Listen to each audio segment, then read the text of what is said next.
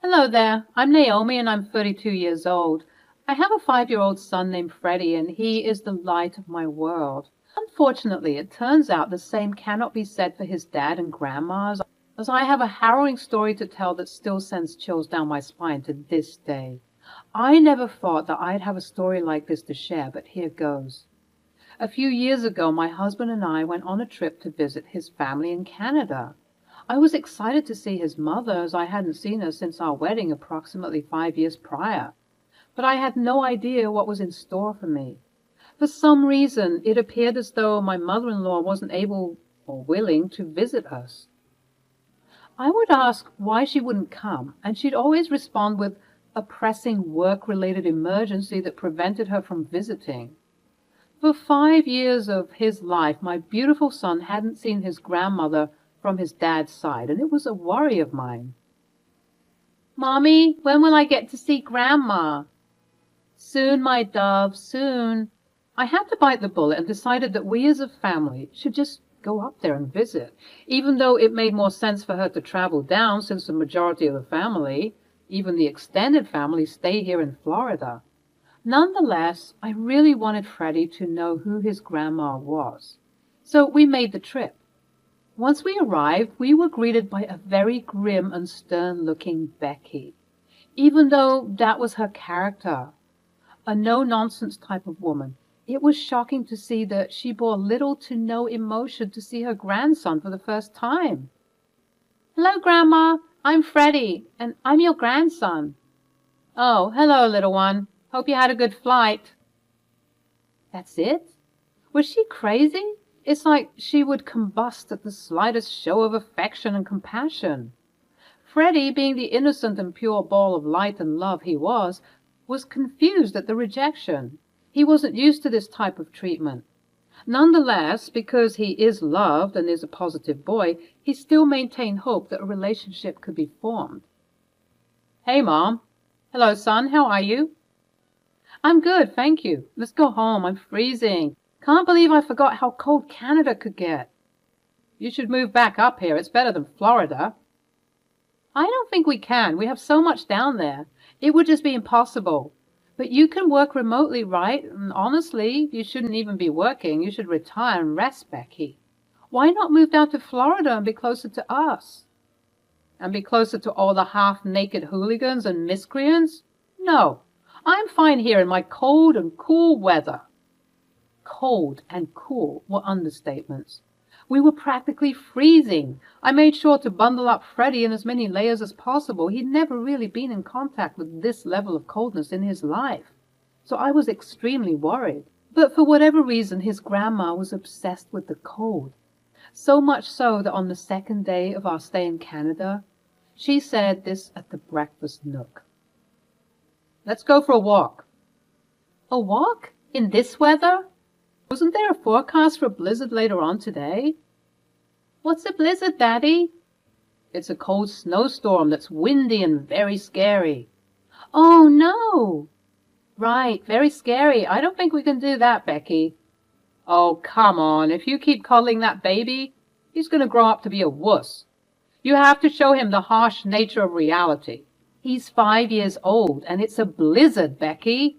I don't think that argument applies here." "Really? You want to disrespect me in my home?"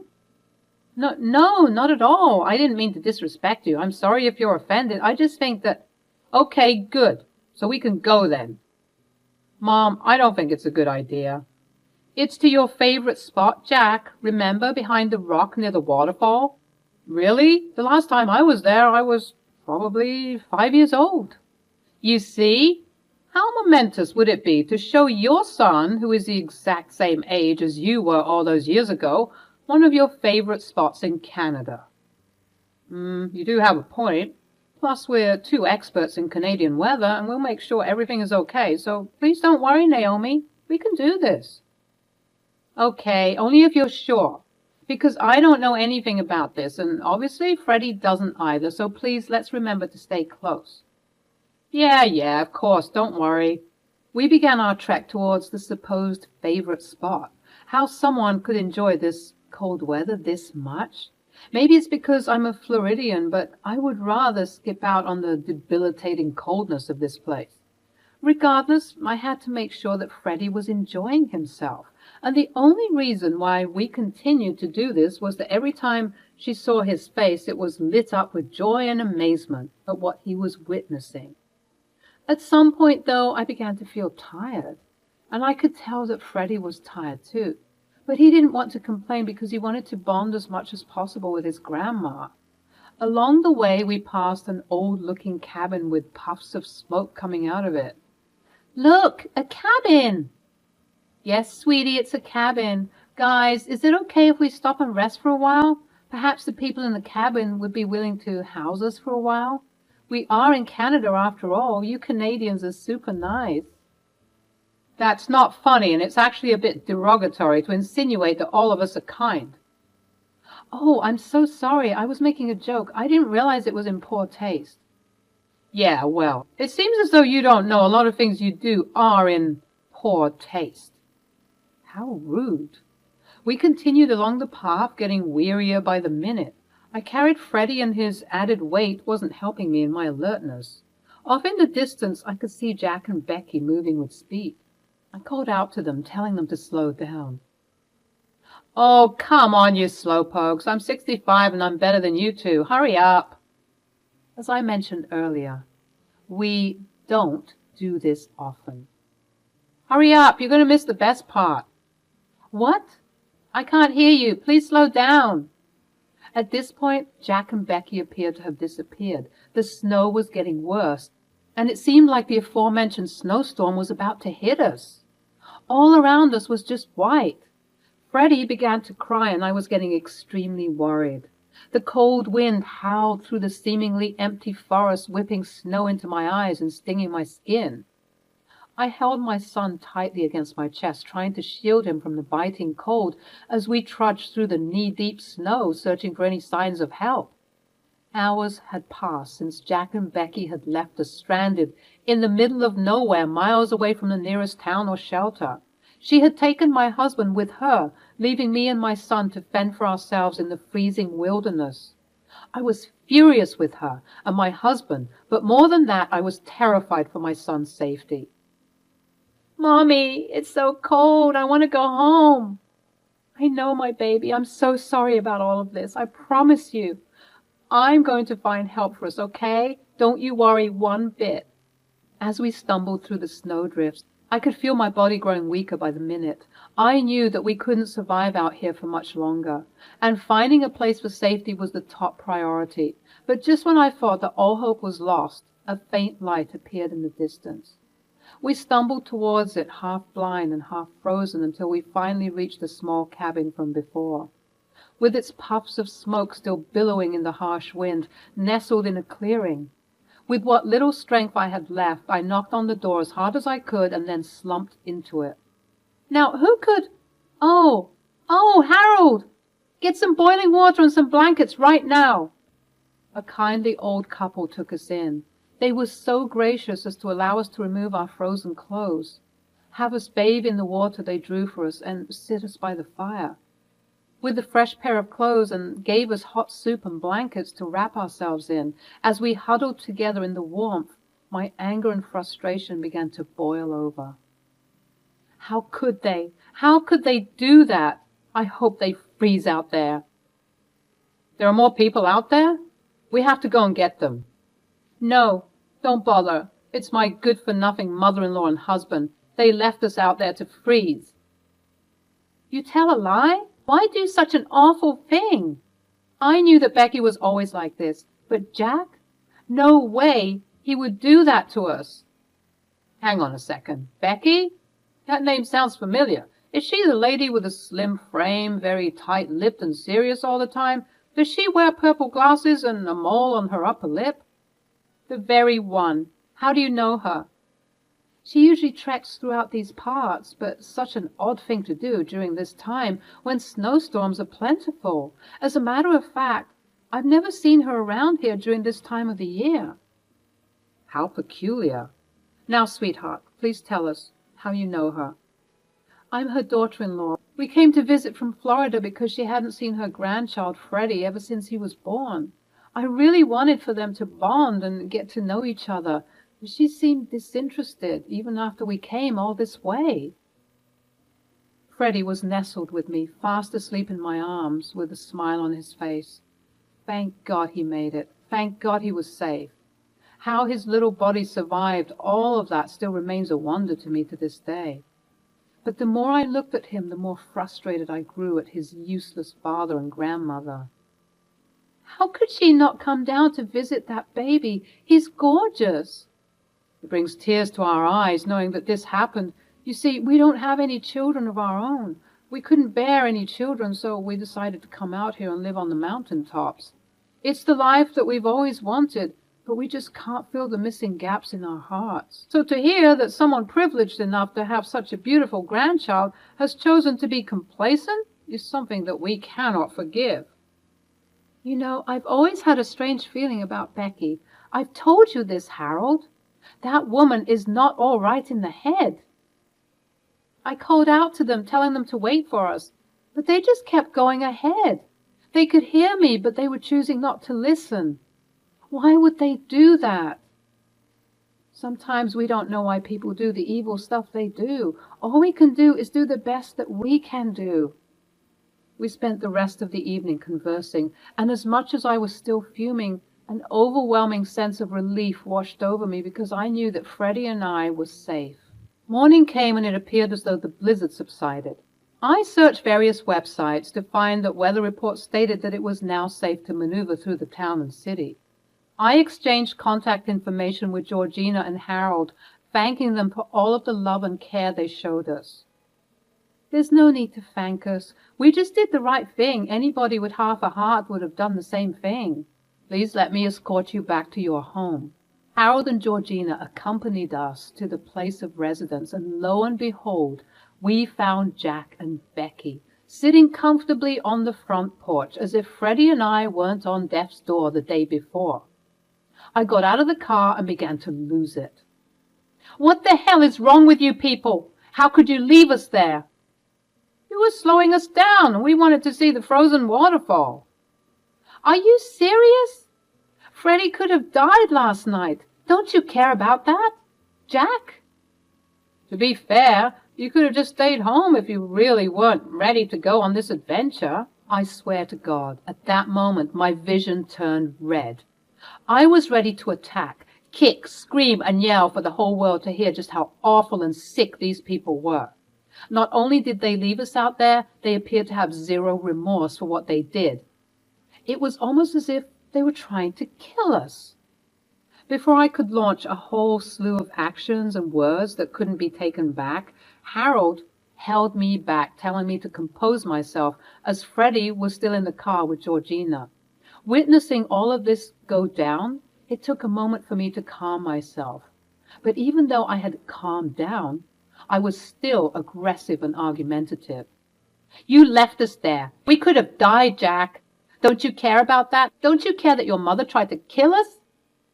Don't be dramatic, Naomi. She wasn't trying to do that. Look, the reason why we didn't come back for you is because we knew that you would find help and shelter.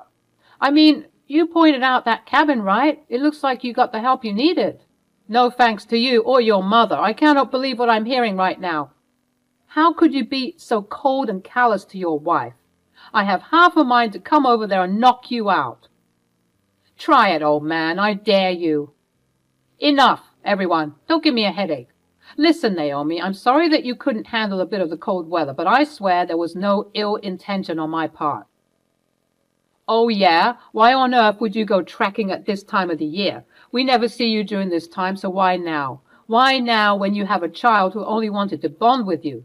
Someone could argue that this level of gross negligence was intentional, Becky. There's no way an experienced trekker like you would travel during this time. Only experts can mess around with the weather like this. But novices like Naomi and a child like Freddie? You are a sick and twisted, pathetic individual. This seemed to dissolve Becky's cold and hard exterior as she looked panged, at least for a moment before returning to her wicked witch of the West exterior. I don't know what you're trying to insinuate. But if you're looking for a battle, I can assure you that you'll lose. You forget that I'm a rich woman. I have access to the best of the best. Let's see how your little argument is going to go in court, old man. You two are sick, and I never want to see you again. I hope you rot in hell. You know what, Naomi? I don't care anymore. I don't care about putting up this front to you and everyone, so let me lay it straight for everyone to hear. I don't care about you and that baby. Honestly, I wish that both of you did die yesterday. At least this way you'd stop pestering me about trying to meet that baby. Do I look like I care? I made my move to her as if my body had a mind of its own. I walked up to her and slapped her. I continued to slap and kick as much as I could before being ripped off of her by both Jack and Harold. Naomi, how dare you? How dare I? How dare you sit there and defend this witch? She had it coming.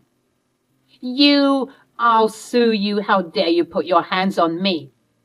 She obviously didn't mean that. Look, it seems like tensions are high right now. Why don't we all take a deep breath? Let's all come inside and sort this out. You are a weak and pathetic man, and I hope you spend the rest of your life atoning for what you did to your son.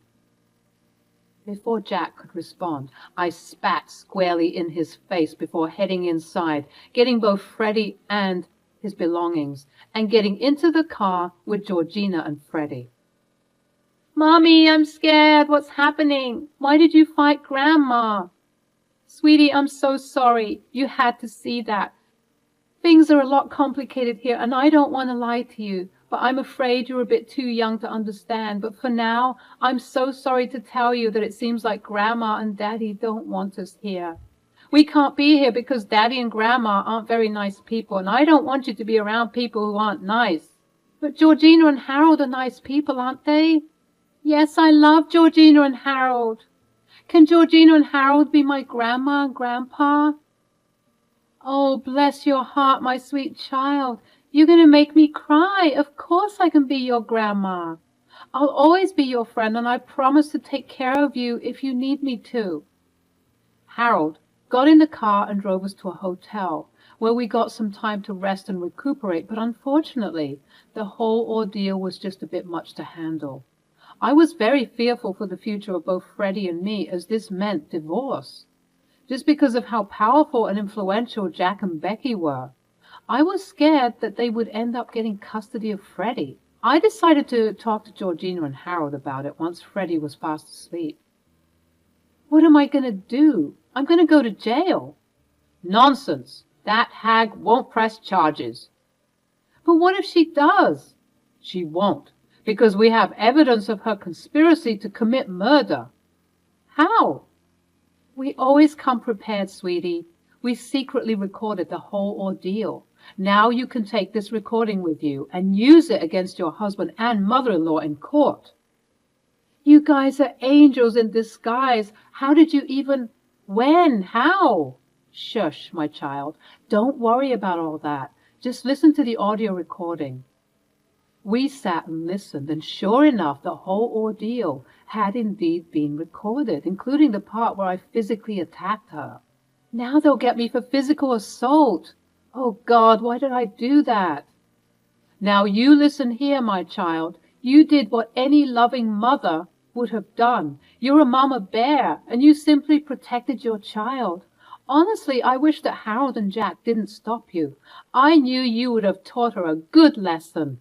But the thing is, if you did beat her up properly, her scars and wounds would have healed. You have to hit her where it hurts, her money. You have to sue her for everything she has, get a divorce from that man, and flee with all of that money. But the recording, you could clearly hear me hitting her. What are you talking about? Just then, Harold selected the audio clip section of my attack and deleted it. I don't hear anything of you fighting someone, and I certainly don't hear anyone threatening to take you to court. I was overwhelmed. I was so grateful for these people. I swear that they were indeed my guardian angels. The next day we set off for back home. I was all the while ignoring calls and texts from Jack and Becky alike. I think they were trying to do some damage control. I don't know why it took them this long to realize what they did was wrong, but I didn't care. It was too late for sorry, and let me explain. When I got home, I began to construct my case against my mother-in-law and Jack. I got the best lawyer I could find with the money I had, and we presented this case. Thankfully, even though it took some time, I managed to win the lawsuit against her. She paid me a settlement of $1 million, and I was beyond shocked that I was able to get that much money out of her. It didn't help that she was sending me death threats as we were fighting this battle. As for Jack, we obviously got divorced, and because of the part that he had to play for gross negligence, he too had to pay me some money, on top of the already devised alimony and child support that he was meant to pay. With this influx of funds, I was able to restart my life. I opened a daycare near my home and began a booming business. I named it Georgina's Playhouse. I also managed to fly Georgina and Harold out to Florida to celebrate once all of the settlements were finalized. Cheers to a new life for Naomi and Freddie. I hope they prosper. Hear, hear. Cheers. Cheers, Grandma and Grandpa. I love you guys. Not only did I get rid of toxic cancer that was my ex-mother-in-law and ex-husband, I gained a lot of money and love from the right sources, people. Georgina and Harold are even entertaining the idea of moving down to Florida. They've been in Canada their whole lives. Maybe they needed a bit of sun and warmth for a change. Regardless, I'm very grateful for this new chapter in my life.